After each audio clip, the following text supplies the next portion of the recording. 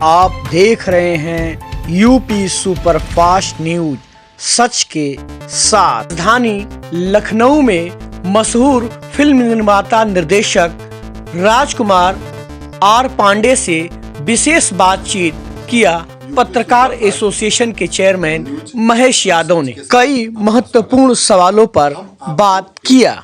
ऐसे शख्सियत से मिलवाने जा रहे हैं जिन्होंने अपनी शिक्षा ग्रहण करने के साथ और बहुत सारे सपने लेकर के एक गांव से मुंबई गए और उन्होंने अपने काबिलियत से, अपने हुनर से एक बड़ी पहचान बनाई है।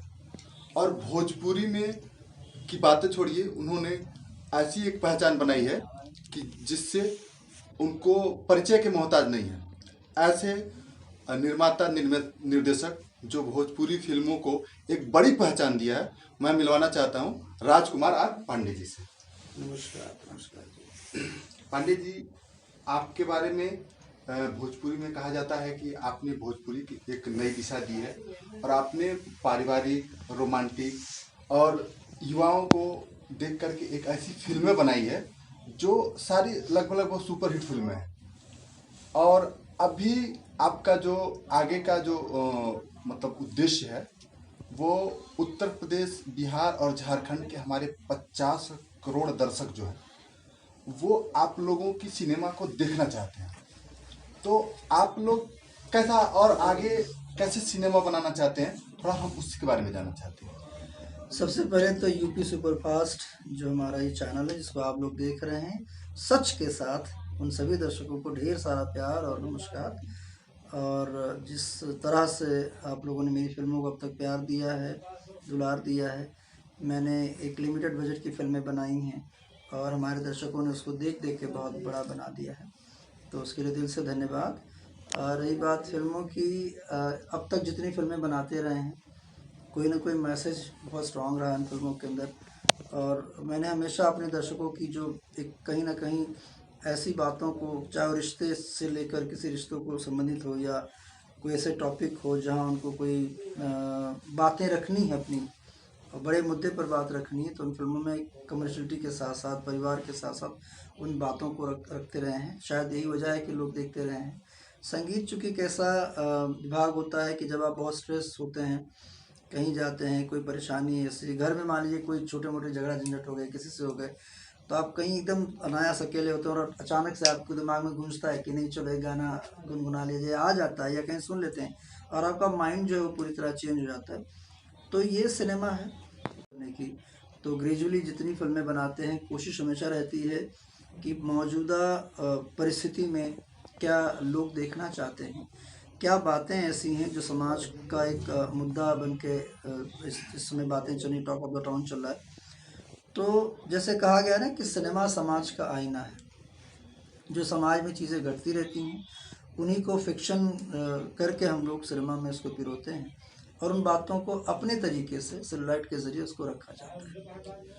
आपके बारे में कहा जाता है कि अभी तक आपने 70-80 फिल्में बनाई है और काफ़ी अनुभवी और काफ़ी कमर्शियल भी बताया जाता है, सिनेमा को एक अच्छी दिशा भी देते रहते हैं। लेकिन एक आरोप आप पे ये है कि आप जो है मतलब जो छोटे स्टार हैं उनको जगह नहीं देते हैं, बड़े बड़े सिनेमा वालों को लेकर बनाते हैं, छोटे लोगों को जगह नहीं देते हैं। तो इसमें कितनी सच्चाई है? ये पता नहीं किसको मालूम है बात, मुझे तो बात पता ही नहीं है या मेरे जानने वाले उनको तो बात पता नहीं है। ये बात अगर किसी के दिमाग में बात आई है कि मैं किसी बड़े स्टार को लेकर फिल्म बना रहा हूँ, तो ये उनको ये सोचना चाहिए कि जब ये स्टार छोटे थे तो इन्हीं को लेकर मैंने फिल्म बनाई, बाद में बड़े हो गए जी। तो इसी कड़ी में सिर्फ वही नहीं जो आज सुपरस्टार्स हैं जिनको लेकर फिल्में बनाई, जब इस इंडस्ट्री के अंदर आए थे तो वो भी इन्हीं बाकी जो आज अपकमिंग स्टार्स हैं, अपकमिंग एक्टर हैं, स्टार तो बनेंगे, दर्शक उनको बनाएंगे, तो जो अपकमिंग कलाकार हैं, एक्टर हैं, सिंगर हैं, टेक्नीशियन हैं, जो लोग हैं जिनको पहले भी उसी तरह काम दिए हैं, उन्होंने, अब चूँकि मुझे भी काम करते 32 साल हो गए, प्रगति तो 32 साल तक इंतज़ार किसी का नहीं करेगी कि मैं और बूढ़ा हो जाऊं तो वो प्रगति करे। हो सकता है किसी को मैंने फिल्म दी, साल भर में और भी प्रोजेक्ट आ गया और बूम कर गया तो निकल गया। तो ऐसे बहुत सारे लोग हैं जो हमने काम से करवाया, काम दिया, उनके अपने टैलेंट्स भी उनके साथ शामिल हुए, वो बहुत बड़ा नाम उन्होंने कर लिया। आज भी मैं अगर फिल्म बना रहा हूँ तो जो आपने बात कही है, मैंने अभी एक फिल्म बनाई है जिसका नाम है चला मुरारी हीरो बनने, जिसके अंदर हीरो हैं राजन सोनी, जिसके अंदर हीरो हैं विशाल सिंह, जिसके अंदर तमाम नए कलाकार हैं, काजल यादव जिसकी हीरोइन है, तनुश्री जिसके अंदर हैं। उसके अलावा मैंने अभी फिल्म बनाई थी जिसका नाम है नायिका, जिसमें प्रमोद प्रेमी हैं, जिसमें रवि यादव हैं, जिसके अंदर उधारी बाबू यानी उधारी सिंह नाम है वो है, मनोज सिंह टाइगर हैं। इसमें तो कोई अगर जिसको यही कल बहुत बड़े स्टार हो जाएंगे तो ऐसा तो नहीं कि मैंने पर्टिकुलर मौजूदा जो करंट टाइम है उसके बड़े स्टार, हाँ लेकिन ये भी कि मैं रानी चटर्जी उस टाइम नहीं थे, संजय पांडे नए थे, बहुत ऐसे कलाकार हैं जो आज तमाम हीरो हैं जो सिंगिंग करते थे नए थे, वो बड़े बड़े हमारी फिल्में किए, दर्शकों ने फिल्मों को बढ़ा के सुपरस्टार बने, आज बहुत बड़े स्टार्स हैं, आज यहाँ से लेकर देखिए लोकसभा तक बैठे हुए हैं। तो ये भी कल नए थे, आज बहुत बड़े स्टार्स हैं। इसी तरह आने वाले जनरेशन के जो और भी लड़के हैं वो भी या लड़कियां जो भी जो काम करना चाह रहे हैं वो भी ऐसे बनेंगे।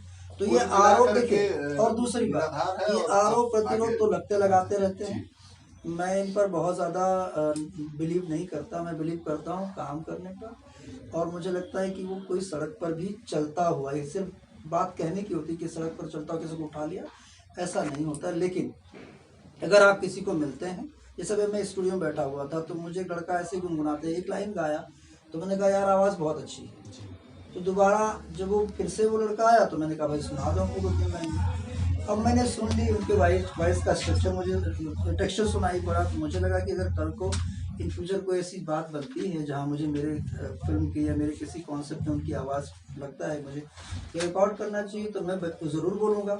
अब उस बच्चे की मर्जी में शामिल है कि कल को गाएगा नहीं गाएगा, उसके अपने सोच क्या है, उसका परसेप्शन क्या है, वो कहाँ जाना चाहता है, किस दिशा में जाना चाहता है, ये तो उस पर डिपेंड करता है।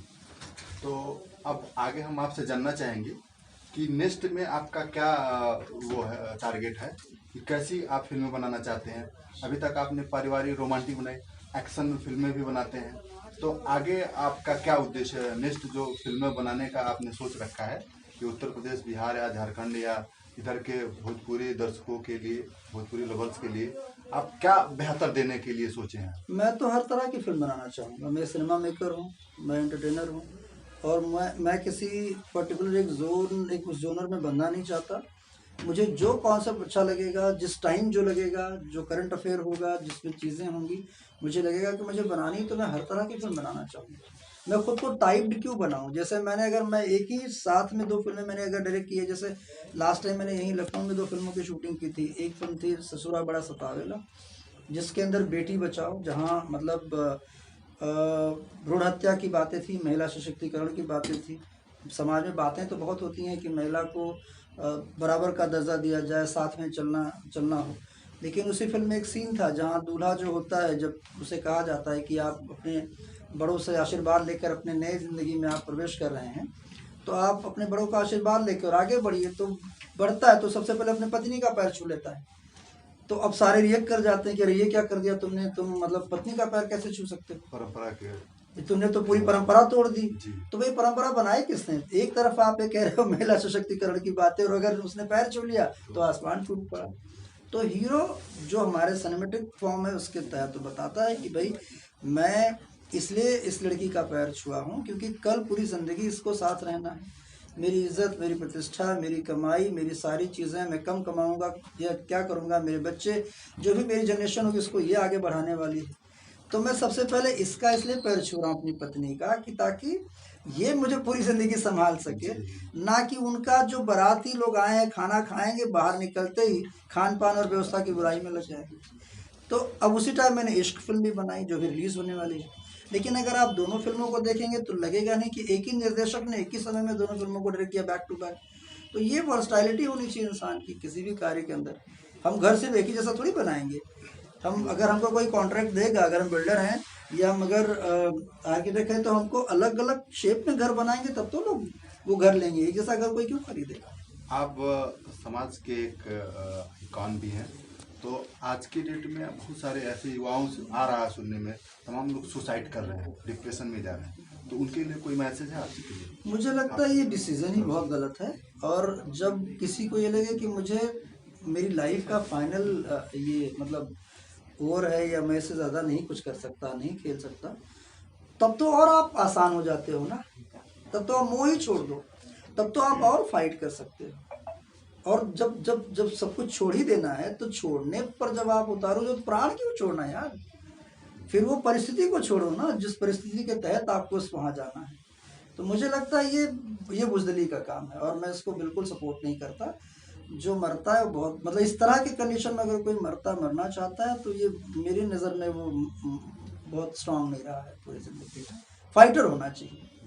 फिर तो सरहद पर बैठा हुआ फौजी को लगे यार 4 दुश्मन घेर लिए हैं, अब क्या होगा, अब तो मुझे कहीं ऐसा ना हो कि मेरे तरफ अटैक कर दे तो मैं क्या करूँ, लाओ कूद जाऊँ, ऐसा नहीं होता है। वो लास्ट बिट तक लेके बंदूक अपना मारने को तैयार रहता है और अगर मौका मिलता है और उसी में वो जीत भी जाता है, सामने वाले दुश्मन को परास्त कर देता है। तो मुझे लगता है फाइटर होना चाहिए, किसी भी फील्ड में हो, कुछ भी करते हो, ऐसी कोई परिस्थिति विषम से विषम परिस्थितियों में इंसान को स्ट्रांग होना चाहिए। और जब कुछ काम ना आए, जब दिमाग लॉक हो जाए, तब तो सीधा फिर अपने हिसाब से सोच के कि यार अब चलो मुड़ जाओ। तो अब तो जा रहे हो और लोग जो है वो आपके पीछे नहीं है, आपका साथ छोड़ें या पता लग रहा, तो आप उल्टा हो कैसे कर दो। तो आप देखो आपके सारे पीछे लोग होते हैं ना, अगर मान लो सारी पूरी आवाम आपके आगे चली गई और आप पीछे रह गए, तब तो और बढ़िया हो जाओ। फिर सीधा पलटी हो और ऐसे फोटो बोला इधर देखो, वो ऐसे भी देखा और ऐसे सेल्फी निकाला, तो पूरी आवाम जो है आपको आपके पीछे नजर आएगी। सर लास्ट सवाल ये है सर कि आज का डेट में क्योंकि डिजिटल मीडिया होने की वजह से सिनेमा से दर्शकों का थोड़ा सा लगाव कम हो रहा है, तो आप लोग सिनेमा की तरफ खींचने के लिए दर्शकों को क्या उपाय करना चाहेंगे? देखिए इसके लिए एक ही चीज़ें हैं, जैसे हम जो दर्शक भी थोड़े से कम अगर थिएटर से हुए हैं उसका कारण है, खासतौर अगर मैं रीजनल सिनेमा की बातें करूं तो, और या हिंदी या वैसे भी फिल्में, हर फिल्म उतनी बड़ी नहीं होती है, उसमें भी एक मिडिल बजट की फिल्में होती हैं, वैसी चीज़ें होती हैं, या कुछ सब्जेक्टिव फिल्में होती हैं जिनका बजट कम रहता है। तो सिंगल स्क्रीन का बहुत बड़ा गेम हुआ करता था। सिंगल स्क्रीन में दर्शक आया करते थे, वो सिनेमा हॉल टूट चुके हैं, धीरे धीरे टूट रहे हैं, वहाँ मॉल्स बन रहे हैं या दूसरी चीज़ें बन जा रही हैं या उसको सर्वाइव नहीं कर पा रहे हैं, स्ट्रक्चर्स अलग हो गए। आज की जो युवा पीढ़ी है वो कहीं ना कहीं थोड़ा क्लीननेस चाहती है, थोड़ा और प्रॉपर उसका एक ग्लॉसीनेस उसको चाहिए होता है, तो उसका बहुत बड़ा ये है। मैं तो लास्ट उसमें भी कहा था, और जिस तरह महाराज जी इतना सिनेमा को उत्तर प्रदेश में बढ़ावा दे रहे हैं या बाकी स्टेट्स की गवर्नमेंट बढ़ावा दे रही है, उस कड़ी में इतना ही रिक्वेस्ट है सरकारों से और जो लोग अनुयायी हैं, जो लोग करते हैं, इवन महाराज जी से, कि प्रदेश के अंदर अगर सिनेमा हॉल बढ़ाए जाएं, मल्टीप्लेक्स बनाए जाएं, 2 से 3 स्क्रीन बनाई जाए, छोटे छोटे शहरों में 200-250 ऐसे मतलब सीट वाले सिनेमा हॉल बनाए जाएं, तो बहुत अच्छा मनी जनरेट हो सकता है और टैक्सेस उसके ऊपर बहुत से आ सकते हैं, जैसे जीएसटी है,